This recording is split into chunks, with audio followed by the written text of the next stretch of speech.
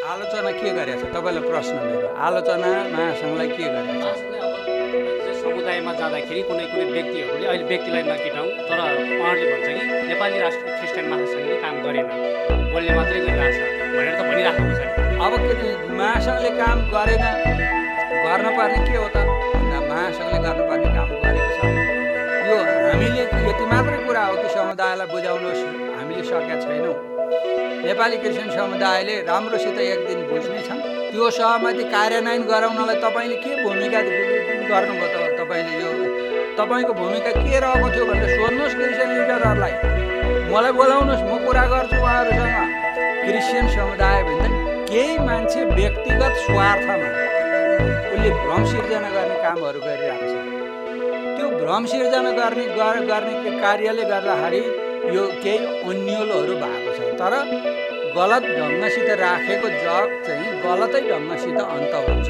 तर यहाँनिर के छ भन्दाखेरि महत्त्वपूर्ण कामको व्यवस्था गर्ने अनि आफ्ना छेडिक फाइदाहरूको लागि विभिन्न भ्रम सिर्जना गर्ने 2-4 जना मात्रै छन् लिडरहरू। यस्ता यी 2-4 जनाले चाहिँ नेपाली क्रिस्चियन समुदायमा एउटा भ्रम सिर्जना गर्ने र एउटा तपाईँको चाहिँ एउटा नकारात्मक कुराकानी गर्ने र हाम्रो समुदायलाई के हो त भन्दाखेरि ए हो क्या हो त कसो हो त भन्ने केही समयको अलमल मात्रै भयो। तपाईँको चाहिँ त्यहाँ केही क्रिस्चियनहरूका केही क्रिस्चियनका मान्छेहरू क्रिस्चियन हुँ भन्नेहरू त्यहाँ पुग्नुभयो र उहाँका सल्लाहकारहरूसँग उहाँले चाहिँ कुराकानी गरेर भोलिपल्ट बिहान गएर बसेको क्वार्टरमै त्यतिखेर तपाईँको त्यो जाडो महिनाको बेलामा आगो तापिरहेको ठाउँमा यसो छेउमा उभिएर फोटो खिचेर के भनिराखेर आउनुभएछ भनेदेखि के भनिराखेर आउनुभएछ भन्दाखेरि क्रिस्चियनहरूलाई त यो बिदा चाहिएकै होइन।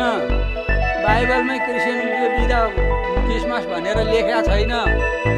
यो त सिबी गहतराजले राजनीति गर्नको लागि पो क्रिसमसको बिदा यो त्यो भनेको, यो हामीलाई यो बिदा चाहिँदैन भनेर फर्केर आउनुभएछ। म प्रमाण दिन सक्ने कुरा गर्दैछु, सत्य कुरा बोल्दैछु। नेपाली क्रिस्चियन समुदायले सिबी गहतराजलाई पढेको छ। सिबी गहतराजको अन्तरात्मादेखि जुन काम गर्छ त्यो काम बोल्छ। क्रिस्चियन समुदाय यति पछाडि किन छ भन्दा कारण त्यही हो। अब यो धेरै दिन बस्दैन। यो अब यसलाई महासङ्घले 1, 2, 3 भनेर एउटा निर्णय पुग्छ। त्यो निर्णय पुगिसकेको दिनमा तपाईँको चाहिँ निर्णय पुगिसकेको दिन सिङ्गो क्रिस्चियन समुदायले बुझ्छ।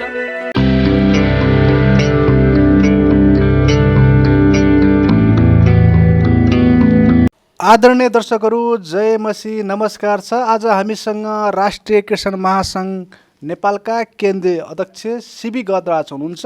उहाँसँग हामी छोटो कुराकानी गर्नेछौँ, बातचित गर्नेछौँ महासङ्घको विषयमा रहेर र महासङ्घले अहिले के गर्दैछ र महासङ्घको भावी योजना के छ यस विषयमा हामी छलफल गर्नेछौँ। तपाईँलाई स्वागत छ।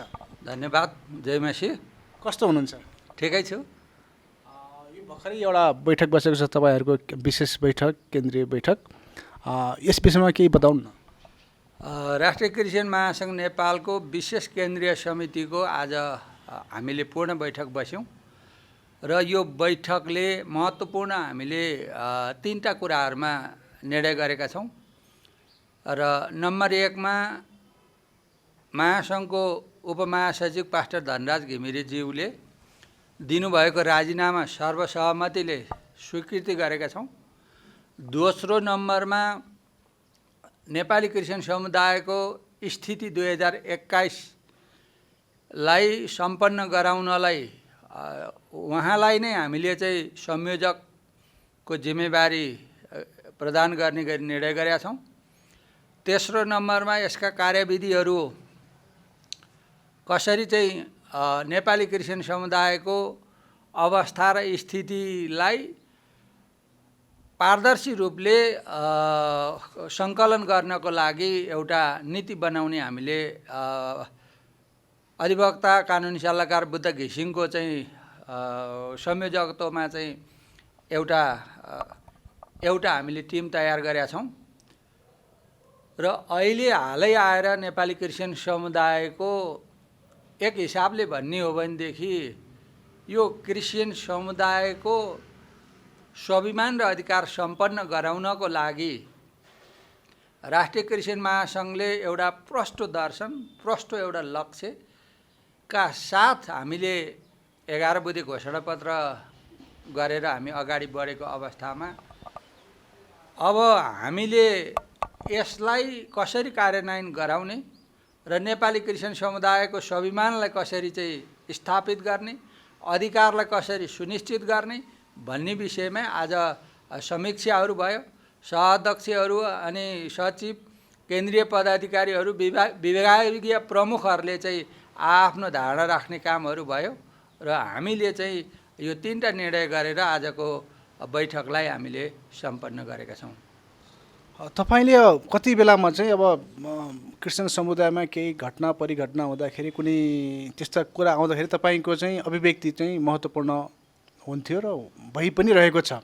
पछिल्लो समय तपाईँ अलि चाहिँ त्यसमा चाहिँ अलिक कम भएको वा अलिक कम उपस्थिति भएको, अलिक कम बोलेको देखिन्छ नि, किन होला?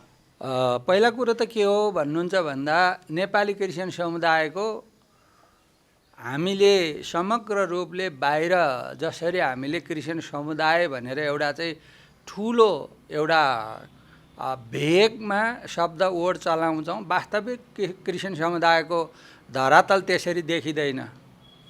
यो क्रिस्चियन समुदायमा एक हिसाबले भन्ने हो भनेदेखि यसको मैले व्याख्या गर्न कतिको उपयुक्त हुन्छ मलाई थाहा छैन।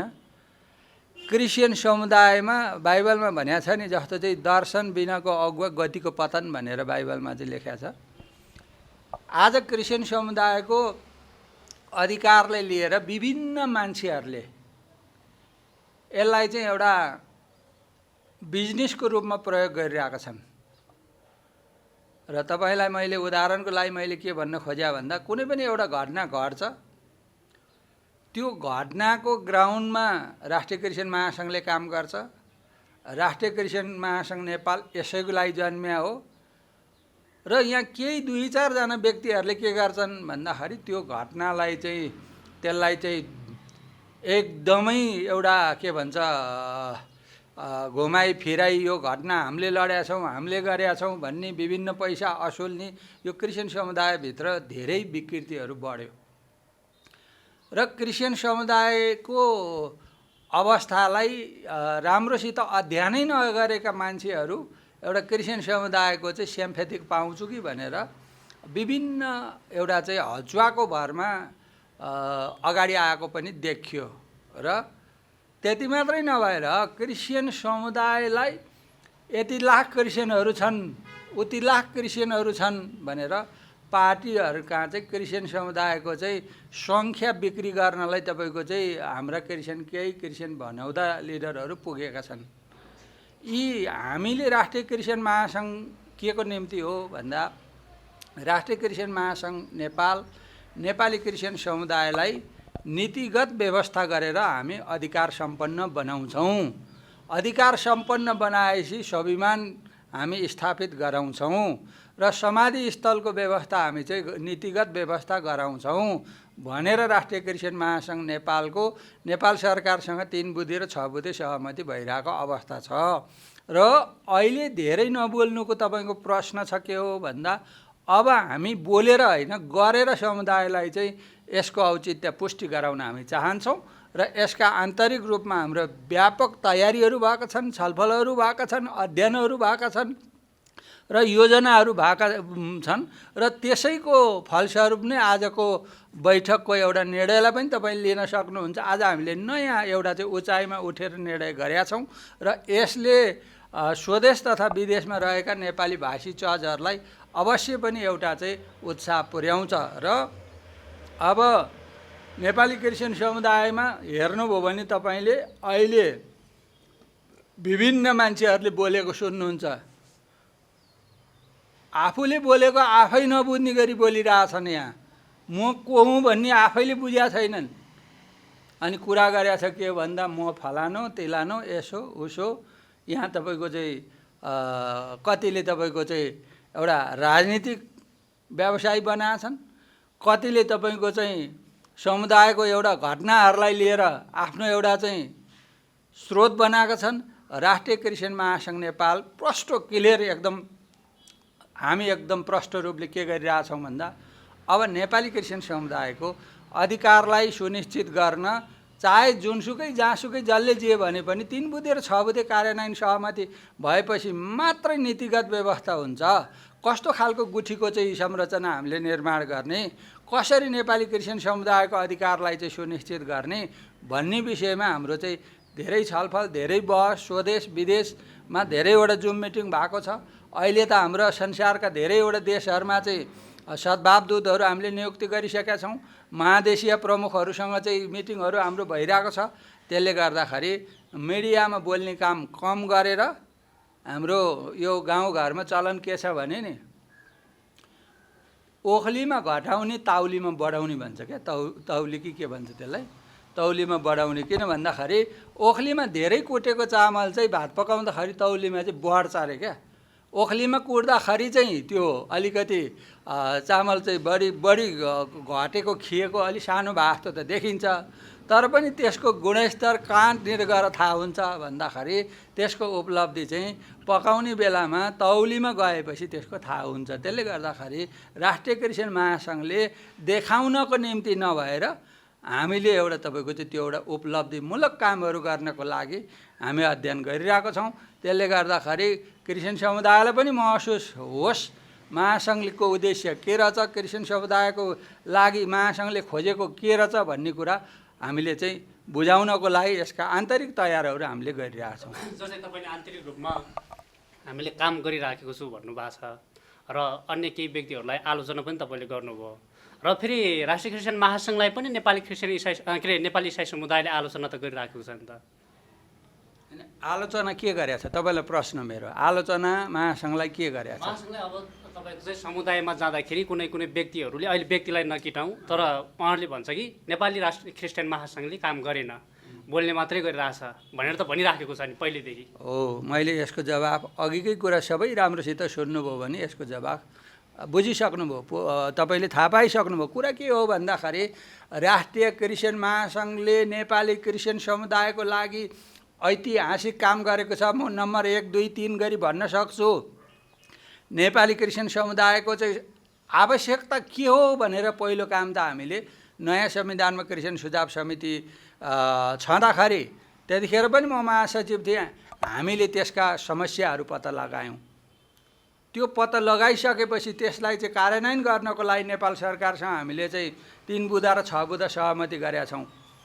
अनि अब महासङ्घले काम गरेन, गर्नुपर्ने के हो त भन्दा महासङ्घले गर्नुपर्ने काम गरेको छ। यो हामीले यति मात्रै कुरा हो कि समुदायलाई बुझाउन हामीले सकेका छैनौँ। नेपाली क्रिस्चियन समुदायले राम्रोसित एक दिन बुझ्ने छन्। त्यो बुझेको अवस्थामा महासङ्घले गरेको काम त्यो ऐतिहासिक हुनेछ, त्यो महत्त्वपूर्ण हुनेछ र नेपाली क्रिस्चियन समुदायको उचाइलाई बढाउनेछ र त्यहाँ नेपाली क्रिस्चियन समुदायले एउटा चाहिँ सकारात्मक अनुभूति गर्नेछन्। यहाँ चाहिँ अन्य त छ कि नेपाली राष्ट्रिय क्रिस्चियन महासङ्घ अनि विभिन्न संस्थाहरू पनि छ र तपाईँले अप्रत्यक्ष रूपमा आलोचना पनि गर्नुभयो र महासङ्घलाई पनि उनीहरूले आलोचना नै गर्छन्। तर यो चाहिँ तपाईँहरू त काम गरिरहनु भएको छ, तर नेपाली इसाई समुदाय चाहिँ अन्यलमा परिराखेको छ र यसलाई चाहिँ तपाईँले कसरी चाहिँ प्रश्न पार्नुहुन्छ त? होइन, पहिलो कुरो त प्रश्नको लागि धेरै धन्यवाद छ। यो नेपाली क्रिस्चियन समुदायलाई किन अन्यल हुनुहुन्छ उहाँहरू भन्दाखेरि विभिन्न मानिसहरूले विभिन्न संस्थाको नाम लिएर विभिन्न कुराहरू गरिरहेका छन्। म आज के कुरा स्पष्ट गराउन चाहन्छु भन्दाखेरि नेपाली क्रिस्चियन समुदायको लाई स्वाभिमान र अधिकार सम्पन्न बनाउने महत्त्वपूर्ण लक्ष्य, महत्त्वपूर्ण दर्शन, महत्त्वपूर्ण योजना खोइ कसले ल्याएको छ? मेरो अगाडि ल्याउनुहोस् त। नेपाल सरकारसँग म चुनौती दिएर भन्न सक्छु, कुनै पनि संस्थालाई तपाईँले सोध्नुहोस् अरूलाई, नेपाल सरकारसँग भएको ऐतिहासिक सहमति महासङ्घले गर्यो, त्यो सहमति कार्यान्वयन गराउनलाई तपाईँले के भूमिका गर्नुभयो त? तपाईँले यो तपाईँको भूमिका के रहेको थियो भनेर सोध्नुहोस् क्रिस्चियन लिडरहरूलाई। मलाई बोलाउनुहोस्, म कुरा गर्छु उहाँहरूसँग। अनि महासङ्घले थोरै यो तपाईँको चाहिँ यो चिलिमे जलविद्युतको चाहिँ टेन्डर ल्याएको टेन्डर पारे हो र यो अधिकारलाई सबैले उपरखुट्टी ल्याएर के गर्यो के गरेन भनेर आदेश दिनलाई। तपाईँहरूले 3 बुँदे र 6 बुँदे सरकारसँग सम्झौता गरेको त लगभग धेरै समय बितिसक्यो। तर अहिले सरकारले नेपाली क्रिस्चियन समुदायप्रति गरेको कामहरू जस्तै त्यो सम्झौताको जुन कुराहरू भइराखेको छ त्यो नेपाली इसाई समुदायले कतिको चाहिँ अहिले चाहिँ अनुभव गरिराखेको छ नि त? होइन, पहिला कुरो के छ भन्दा नेपालमा मैले अघि नै पनि भने नेपालमा रहेका हजारौँ मण्डलीहरूले यो महासङ्घले गरेको कामको अत्यन्तै उहाँहरूले प्रार्थना गरिरहनु भएको छ। उहाँहरूले महासङ्घलाई साथ सहयोग सबै कुरामा उहाँहरू तयार हुनुहुन्छ। मैले अघि नै भने क्रिस्चियन समुदाय भने त केही मान्छे व्यक्तिगत स्वार्थमा उसले भ्रम सिर्जना गर्ने कामहरू गरिरहेको छ। त्यो भ्रम सिर्जना गर्ने कार्यले गर्दाखेरि यो केही अन्यलहरू भएको छ। तर गलत ढङ्गसित राखेको जग चाहिँ गलतै ढङ्गसित अन्त हुन्छ। यो धेरै समय चल्दैन यो, किन भन्दाखेरि भ्रम सिर्जना गर्ने भनेको कुरो छेडेको हुन्छ। महासङ्घले नेपाली क्रिस्चियन समुदायको इतिहासमा ऐतिहासिक कामहरू गरिसकेको छ। त्यो अहिले यसो हेर्दाखेरि त यो सामान्य लाग्न सक्छ। यो नेपाल सरकारसँग एउटा यो समुदायलाई अधिकार सम्पन्न बनाउने एउटा पुल त थाप्ने काम भयो नि यो सहमतिबाट। यो कुराको चाहिँ क्रिस्चियन समुदायले अनुभूति गर्नु पर्दैन, यसको सराहना गर्नु पर्दैन। तर यहाँनिर के छ भन्दाखेरि महत्त्वपूर्ण कामको व्यवस्था गर्ने अनि आफ्ना क्षणिक फाइदाहरूको लागि विभिन्न भ्रम सिर्जना गर्ने 2-4 जना मात्रै छन् लिडरहरू यस्ता। यी 2-4 जनाले चाहिँ नेपाली क्रिस्चियन समुदायमा एउटा भ्रम सिर्जना गर्ने र एउटा तपाईँको चाहिँ एउटा नकारात्मक कुराकानी गर्ने र हाम्रो समुदायलाई के हो त भन्दाखेरि हो क्या हो त कसो हो त भन्ने केही समयको अलमल मात्रै भयो। अब हामीले एउटा केन्द्रीय समितिको 20 तारिक बैठक बसेर हामीले 11 बुँदे घोषणापत्र राष्ट्रिय भेलाबाट 2077बाट हामीले जुन जारी गरेका छौँ, यसलाई एउटा प्रष्ट एउटा नीति बनाएर हामी 77 जिल्लामा हामी चाहिँ एउटा चाहिँ यो महासङ्घको सहमति किन गरेको, यसको कार्यान्वयन कसरी गर्न सकिन्छ, यो कसको निम्ति गरेको भन्ने यतातिर हामी चाहिँ 77 जिल्लामा अभियान चलाउँछौँ भने अर्को तपाईँको चाहिँ हामी विभिन्न महादेशीय प्रमुखहरू र विभिन्न देशहरूमा चाहिँ हामी यो हाम्रो दर्शन, हाम्रो लक्ष्य र हामीले जुन योजनाहरू हामीले चाहिँ बोकेका छौँ यो कसको निम्ति केका निम्ति र यसले के दिन्छ भन्ने हामीले चाहिँ यो एउटा चाहिँ विश्वव्यापी रूपले हामी अगाडि बढाउँछौँ। र यो बढाइसकेपछि एक दिन समुदायले बुझ्नेछन् र यो समुदायले बुझ्नेछन्, यो महासङ्घको लागि प्रार्थना गर्नेछन् र तपाईँको थाहा पाउनेछन् कि त्यस्ता क्रिस्चियन समुदायलाई एउटा चाहिँ भ्रम सिर्जना गरेर अन्यलमा बनाउनेहरू चाहिँ आफ लज्जित हुनेछन्। हामीले यहाँ केही बोल्न पर्ने जरुरी देख्दिनँ मैले। अब जस्तो कि पहिला यहाँहरूले जुन क्रिस्चियनहरूको तथ्याङ्क लिने होइन, यो जनगणना आउँदैछ त्यसको लागि हामी तथ्याङ्क लिन्छौँ भन्दै हुनुहुन्थ्यो। अहिले फेरि स्थिति सार्वजनिक गर्ने भन्ने कुराहरू आइराखेको छ। अनि यसमा के भिन्नता छ, किन यो गर्दै हुनुहुन्छ, त्यो चाहिँ अलि स्पष्ट पारिदिनुहोस् न। धन्यवाद छ, यो तपाईँले महत्त्वपूर्ण प्रश्न गर्नुभयो। पहिलो कुरो त के हो भन्दा यो 2068कै जनगणनामा नेपाल सरकारले गरेको बेलामा त्यो जनसङ्ख्या चाहिँ व्यावहारिक आएन, नेपाली क्रिस्चियन समुदायको चाहिँ प्रष्ट चाहिँ एउटा चाहिँ सङ्ख्या देखिएन भनेर हामीले त्यतिखेर नै के गरेका थियौँ भन्दा अब यसको सर्वेक्षण हामी तथ्याङ्क हामी राष्ट्रिय क्रिस्चियन महासङ्घले गर्छौँ भनेर त्यतिखेर हामीले सम्बन्धित मन्त्रालयहरूमा प्रधानमन्त्री लगायतका निकायहरूमा हामीले ज्ञापन पत्र बुझाएर पत्रकार सम्मेलन पनि गरेर हामीले सुरुवात गरेका थियौँ। र त्यो हुँदै जाँदाखेरि हामीले बिचमा त्यसको सन्दर्भ पनि अलिकति व्यावहारिक नदेखिएकोले हामीले के गर्यौँ भन्दाखेरि यो 2078को चाहिँ जनसङ्ख्यालाई मध्यनजर गरेर हामीले के गर्यौँ भन्दाखेरि हामीले संयोजक तोकेर दुईटा क्षेत्रमा हामीले काम अगाडि बढायौँ। 1 नम्बरमा पहिलो काम नेपाली क्रिस्चियन समुदायलाई सचेतना गराउनुपर्छ।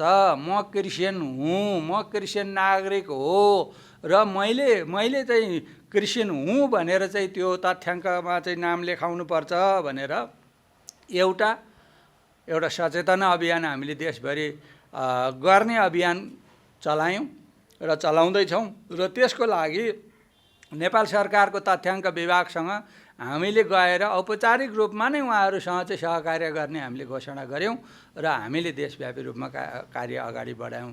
त्यो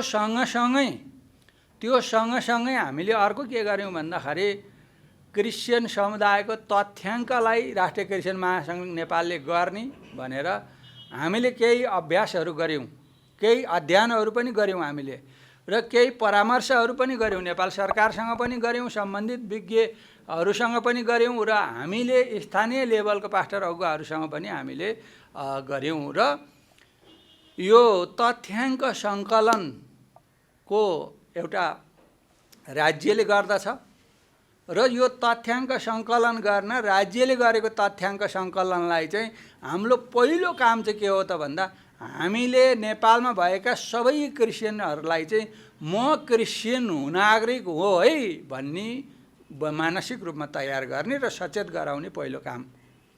दोस्रो कुरा के हो भन्दाखेरि अब सरकारले गर्दैछ, सरकारले गर्दै पनि तपाईँको चाहिँ अब महासङ्घले अहिले हामीले राष्ट्रिय क्रिस्चियन महासङ्घ नेपालले आज हामी त्यसको भिन्नता के छ भन्दा नेपाली क्रिस्चियन समुदायको स्थिति 2021 अब हामी आजबाट अभियानमा लागिसक्यौँ र आजै हामीले संयोजक पनि हामीले चाहिँ तोकिसक्यौँ र हामी यो राष्ट्रिय अन्तर्राष्ट्रिय रूपमा यो अभियानमा अब हामी अगाडि बढिसक्यौँ। स्थिति भन्नुभयो, स्थिति अन्तर्गत के पर्छन् त्यही कुरा म भन्दैछु के हो भन्दा अब यहाँनिर पहिला गरेको कुरा चाहिँ तपाईँको तथ्याङ्क सङ्ख्याको मात्रै कुरा थियो, नेपालमा कति सङ्ख्या छन् त भनेर बुझ्ने मात्रै हाम्रो कुरा थियो। तर यो त्यतिले मात्रै अहिलेको अवस्थालाई पर्याप्त देखिएन। क्रिस्चियन समुदायमा अन्योलता छायो, क्रिस्चियन समुदायभित्र थुप्रै खालका समस्याहरू छन् र यी सबै चिजको अध्ययन गर्नुपर्छ भनेर अहिले हामीले क्रिस्चियन समुदायको स्थिति भनेको के हो भन्दाखेरि क्रिस्चियन समुदायमा कति बन्दी कैदीहरू छन्, क्रिस्चियन समुदायलाई कतिको चाहिँ आरोप लगाएर जेल हालिएको छ, यो क्रिस्चियन समुदायमा चाहिँ कतिवटा घटनाहरू चाहिँ अहिलेसम्म घटे, कतिले राज्यले चाहिँ कतिलाई विभेद गरे, कतिले चाहिँ अन्य धर्म समुदायलाई चाहिँ कस्तो खालको व्यवहार गरे, यो सम्पूर्ण घटनाहरू आउने भयो है। दोस्रो क्रिस्चियन समुदायको सङ्ख्या कति छ भन्ने त आउँछ नै त्यसैमा। तेस्रो कुरा के हो भन्दाखेरि क्रिस्चियन समुदायमा कतिवटा बाइबल कलेजहरू छन्, कतिवटा कुन जिल्लामा चाहिँ कस्तो खालको चाहिँ क्रिस्चियन समुदायको स्थिति छ भनेर त्यसका चाहिँ पहिला हामीले के को अपरेसन गर्न खोजेका थियौँ, एक्सरे गर्न खोजेका थियौँ भन्दा पहिला हामीले चाहिँ भुँडीको मात्रै गर्न खोजेका थियौँ। अहिले हामीले यो क्रिस्चियन समुदायको स्थिति भनेर चाहिँ सिङ्गो शरीरको नै एक्सरे गर्न खोजिरहेछौँ हामीले। भनेको देशभरमा कतिवटा चर्च छ, कस्ता खालका चाहिँ कति मान्छेले बाइबल कलेज पढेका छन्, कतिवटा बाइबल कलेज छ, त्यसले एउटा के गर्छ भन्दाखेरि अन्तर्राष्ट्रिय रूपमा र राष्ट्रिय रूपमा र नेपाल सरकारलाई पनि यो योजना बनाउन मद्दत पुर्याउँछ र अहिले त्यो जब हामी क्रिस्चियन समुदायको सम्पूर्ण अवस्था स्थितिलाई सार्वजनिक गर्छौँ अनि राज्यले पनि के गर्छ भन्दा ओहो क्रिस्चियन समुदायमा त यस्तो छ र राज्यले पनि क्रिस्चियन समुदायलाई एउटा यो 3 बुँदे र 6 बुँदे सहमति कार्यान्वयन गराउनको लागि उसको पनि एउटा चाहिँ महत्त्वपूर्ण भूमिका खेल्छ यसले।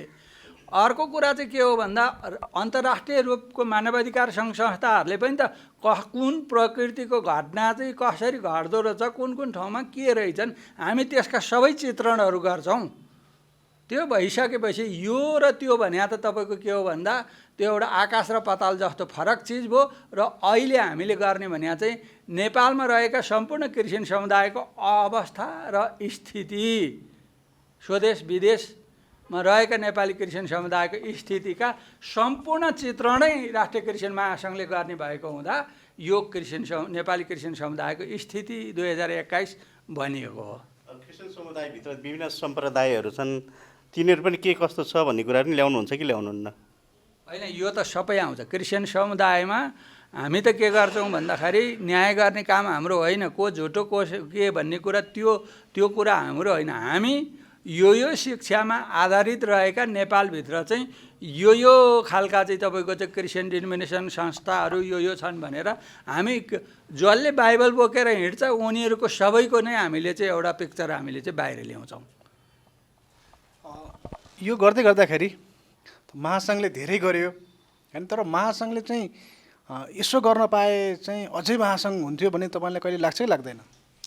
अनि मलाई यो कस्तो लागिरहेछ भन्दाखेरि मैले धेरैवटा प्रयासहरू पनि गरेँ नेपाली क्रिस्चियन समुदायमा यो महासङ्घको औचित्य हामीले प्रष्ट बुझाउन नसकेको भनेर म यसको दोष आफैलाई दिन चाहन्छु र महासङ्घको टिमले लिन्छ। यसो गर्न पाए हुन्थ्यो भनेर अहिले म सबै नेपाली क्रिस्चियन समुदायलाई म प्रष्ट रूपले के भन्छु भन्दाखेरि हामी सबै क्रिस्चियन समुदायहरू व्यक्तिगत कुनै पनि लोभ, व्यक्तिगत स्वार्थ र यो अनावश्यक तपाईँको चाहिँ त्यो पर्सनल बेनिफिटलाई छोडेर नेपाली क्रिस्चियन समुदायको अधिकारलाई हामी सबै मिलेर राज्यको अगाडि उभिने हो भने स्वदेश विदेश अन्तर्राष्ट्रिय रूपको चाहिँ त्यो प्रभाव पनि छुट्टै पर्थ्यो र तपाईँको चाहिँ प्रभाव पनि छुट्टै पर्थ्यो र राज्यलाई पनि छुट्टै पर्थ्यो। एउटा उदाहरण दिन चाहन्छु म तपाईँलाई। क्रिसमसको सार्वजनिक छुट्टी 2063 सालमा यो नेपाली क्रिस्चियन समुदायको आँखा अगाडि छर्लङ्गै छ। त्यतिखेरको सभामुख सुभाषचन्द्र नेवाङको प्रमुख आतिथ्यमा त्यहाँ सबै दलका विशिष्ट व्यक्तिहरू ल्याएर हामीले क्रिसमस डिसेम्बर चाहिँ तपाईँको चाहिँ 25लाई हामीले मनायौँ। त्यहीँनिर सबै दलले घोषणा गर्नुभयो यो सार्वजनिक बिदा हुनुपर्छ। त्यसको 2 दिन पछाडि गृहमन्त्रीसँग हाम्रो कुराकानी भयो, भेटघाट भयो र त्यतिखेरको तत्कालीन गृहमन्त्री कृष्ण प्रसाद सिटौला हुनुहुन्थ्यो र उहाँले क्रिसमसको चाहिँ सार्वजनिक छुट्टी दिनुभयो र त्यो छुट्टी दिइसकेपछि 10 वर्षसम्म निरन्तर पायो। अनि त्यो 73 सालमा आएर त्यो छुट्टी काट्यो, राज्यले काट्यो। यो राष्ट्रिय क्रिस्चियन महासङ्घ यो क्रिसमस बिदा अनि यो समाधि स्थल र सरकारसँग गरेको 3 बुँदे र 6 बुँदे सम्झौता पत्रमा मात्रै सीमित हो त? अरू पनि धेरै समस्या छ त? होइन, पहिला कुरा यो के छ भन्नुहुन्छ भन्दाखेरि यो मानिसको मुटुको भल्भ ठिक भएपछि अरू फङ्सनले काम गर्छ। अहिले सबै समस्या भएको के हो भन्दा मुटुमै त्यो तपाईँको चाहिँ चोट लागिरहेछ, मुटु नै दुखिरहेछ, अनि त्यो क्रिम पाउडर बाहिर लाएर त हुँदैन, दारी काटेर मेकअप गरेर हिँडेर त हुँदैन। किन भन्दा सबैभन्दा पहिलो काम हामीले मुटु ठिक पार्नुपर्छ। नीतिगत कानुनी व्यवस्था गर्ने भनेको नेपाली क्रिस्चियन समुदायको मुटु ठिक पार्ने हो। मलाई अलिकति त्यो क्रिसमसको एउटा सिद्ध्याउन दिनुहोस्। त्यसपछि तपाईँको 73 सालमा त्यतिखेरको चाहिँ गृहमन्त्री मान्य विमलेन्द्र निधि हुनुहुन्थ्यो। हामी गएर त्यहाँ चाहिँ राति 10 बजे उहाँका पुगेर महासङ्घको टिम पुगेर चाहिँ धर्ना बस्यौँ। प्रधानमन्त्रीको पुगेर हामी चाहिँ बालुवाटारमा धर्ना बस्यौँ र भोलिपल्ट बिहान बोलाएर क्रिसमसको अघिल्लो दिन चाहिँ क्रिसमसको सार्वजनिक छुट्टी 1 वर्षको लागि दिनुभयो।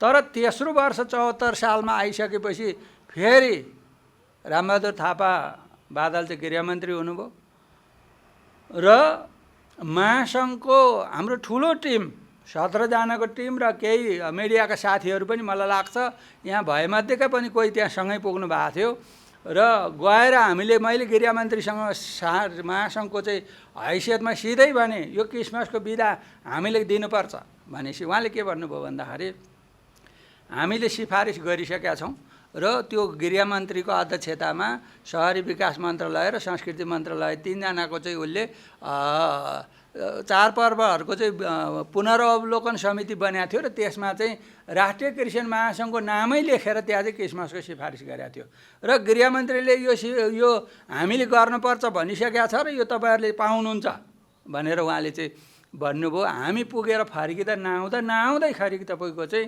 त्यहाँ केही क्रिस्चियनहरूका केही क्रिस्चियनका मान्छेहरू क्रिस्चियन हुँ भन्नेहरू त्यहाँ पुग्नुभयो र उहाँका सल्लाहकारहरूसँग उहाँले चाहिँ कुराकानी गरेर भोलिपल्ट बिहान गएर बसेको क्वार्टरमै त्यतिखेर तपाईँको चाहिँ जाडो महिनाको बेलामा आगो तापिरहेको ठाउँमा यसो छेउमा उभिएर फोटो खिचेर के भनिराखेर आउनुभएछ भनेदेखि के भनिराखेर आउनुभएछ भन्दाखेरि क्रिस्चियनहरूलाई त यो बिदा चाहिएकै होइन। बाइबलमै क्रिस्चियनले बिदा क्रिसमस भनेर लेखेको छैन।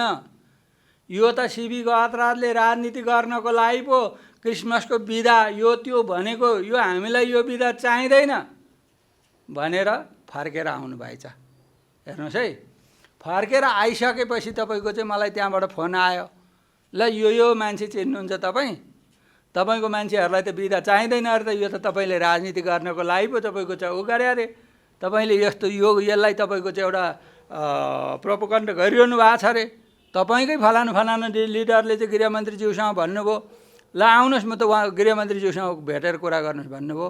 हामी त्यसको बेलुका गयौँ, क्वार्टरमा गयौँ, कुराकानी गऱ्यौँ। त्यहाँ कुराकानी गर्दाखेरि उहाँले सिधै भन्नुभयो यो त्यो कुरा चाहिँ प्रधानमन्त्रीको चाहिँ सल्लाहकारसँग नि पुगिसक्या भएर क्रिसमसको बिदा आवश्यक छैन भन्ने कुरा चाहिँ क्रिस्चियन समुदायबाटै आयो। त्यसले गर्दाखेरि चाहिँ यो पटक हामीले बिदा दिन सकेनौँ, माफ गर्नुहोस् भन्नुभयो। समस्या सरकार होइन, हाम्रै समुदाय। मैले उपयुक्त दिनमा यो कुरा मैले भन्छु कि उहाँहरूको फोटोसम्म राखेर र उहाँहरूको साक्षी राखेर क्रिसमसको बिदा चाहिँदैन भन्ने अनुहारहरू यी हुन्। यी क्रिस्चियन समुदायको चाहिँ अगुवा लिडर हुन् कि क्रिस्चियन समुदायको चाहिँ यी दुश्मन घातक हुन् भनेर मैले भन्छु क्या मिडियामा। एक दिन उपयुक्त दिन खोजिरहेको छु मैले। त्यसले गर्दाखेरि होइन, ठिकै छ, काम गर्नेको आलोचना त गर्नै पऱ्यो त उहाँहरूले। बिचरा अनि कसको गरौँ त, काम गर्ने नै महासङ्घ छ, म छु, मेरो त गर्नै पऱ्यो नि त उहाँहरूले त। आलोचना गर्नुहुन्छ? आलोचना होइन, म त भएको सत्य कुरा भन्दैछु। तपाईँ सबै कुरालाई आलोचनामा बुझ्नुहुन्छ। तपाईँ आलोचना भनेको के हो? आलोचना भनेको नभएको कुरो बनाएर गर्नेलाई आलोचना भन्छ। म प्रमाण दिन सक्ने कुरा गर्दैछु, सत्य कुरा बोल्दैछु। नेपाली क्रिस्चियन समुदायले सिबी गहतराजलाई पढेको छ। सिबी गहतराजको अन्तरात्मादेखि जुन काम गर्छ त्यो काम बोल्छ।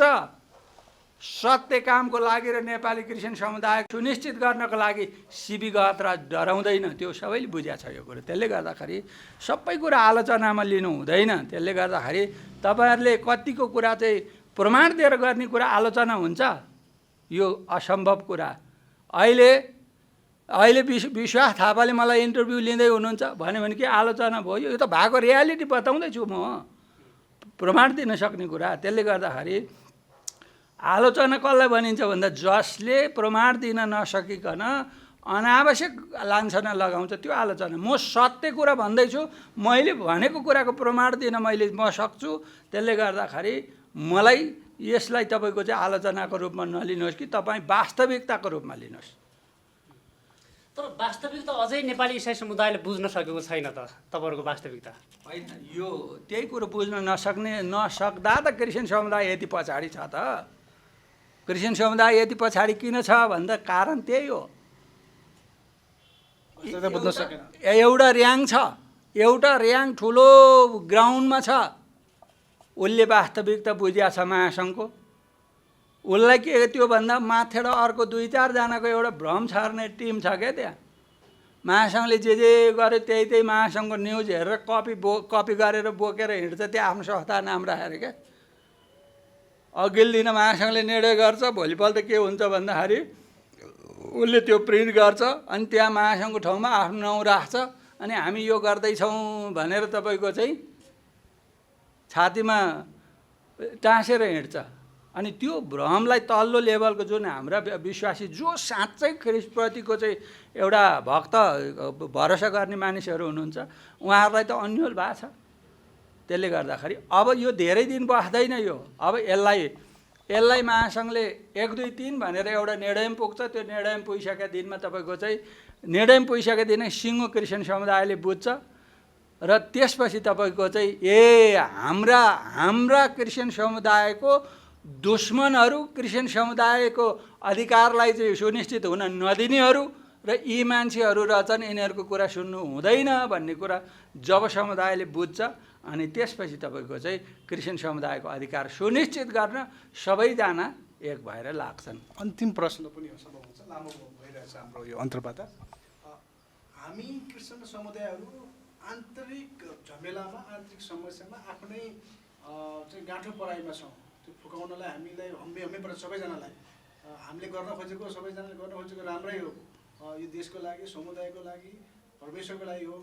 तर हाम्रो शक्ति चाहिँ आफ्नै आन्तरिक कुरामा मिलाउन मात्र लाग्यो हो। तर जुन हाम्रो उद्देश्य छ, जुन कुरा छ, त्यसमा हाम्रो चाहिँ शक्ति चाहिँ अलि नलागेको जस्तो महसुस भइरहेको छ नि। होइन, केही समय राष्ट्रिय क्रिस्चियन महासङ्घको टिम पनि अन्यलमा भयो र हामीले सबै एक भएर अगाडि जानुपर्छ भनेर हामीले धेरै जोड गऱ्यौँ, धेरैवटा मिटिङ बस्यौँ, धेरैवटा छलफलहरू पनि हामीले गऱ्यौँ।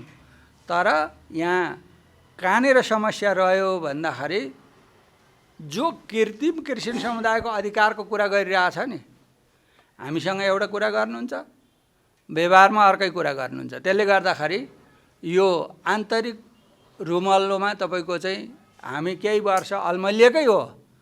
अब तपाईँले देख्नुहुन्छ महासङ्घ आफ्नो लक्ष्यमा अगाडि बढ्छ। अब कसले के गरेछ, कता गरेछ भनेर हामी फर्केर हेर्नतिर हामी लाग्दैनौँ। अब नेपाल सरकारसँग भएको 3 बुँदे र 6 बुँदे सहमति कार्यान्वयन गर्ने र नेपाली क्रिस्चियन समुदायलाई चाहिँ स्वाभिमान र अधिकार सम्पन्न बनाउने कुरोमा हामी अब एक लागिरहन्छौँ। त्यसले गर्दाखेरि अब हामीमा दुविधा छैन। हामी कुनै पनि अब त्यस्तो त्यो भ्रम सिर्जना गर्नेहरूसँग तपाईँको चाहिँ अब पनि एकता गरौँ, अब पनि यसरी अगाडि बढिन्छ, ठाउँमा पुगिन्छ भन्नेतिर हामी भ्रममा छैनौँ। हामी आफ्नो काम हामी खुरुखुरु गरिरहन्छौँ। अब हुन्छ, तपाईँको यो अमूल्य समयको लागि धेरै धन्यवाद छ। ल, यहाँहरूलाई पनि धेरै धेरै धेरै धन्यवाद छ। र यो तपाईँहरू जतिजनाले हेर्नुहुनेछ, महासङ्घको निम्ति प्रार्थना गरिदिनुहोस्। महासङ्घको दर्शन, लक्ष्य, उद्देश्य पुरा गर्नको लागि तपाईँहरूको साथ, सहयोग, प्रार्थनाको हामी अपेक्षा गर्दछौँ। र हामी विश्वमै रहेका नेपाली भाषीहरू चाहिँ स्वाभिमान र अधिकार सम्पन्न बनाउने जुन एउटा अभियानमा हामी छौँ, तपाईँहरूको सहकार्यको अपेक्षा गर्दै म पनि तपाईँहरू सबैलाई धन्यवाद दिन चाहन्छु। परमेश्वरले तपाईँहरू सबैलाई आशिष दिनुभएको होस्। जय मसीह सबैलाई। जय मसीह।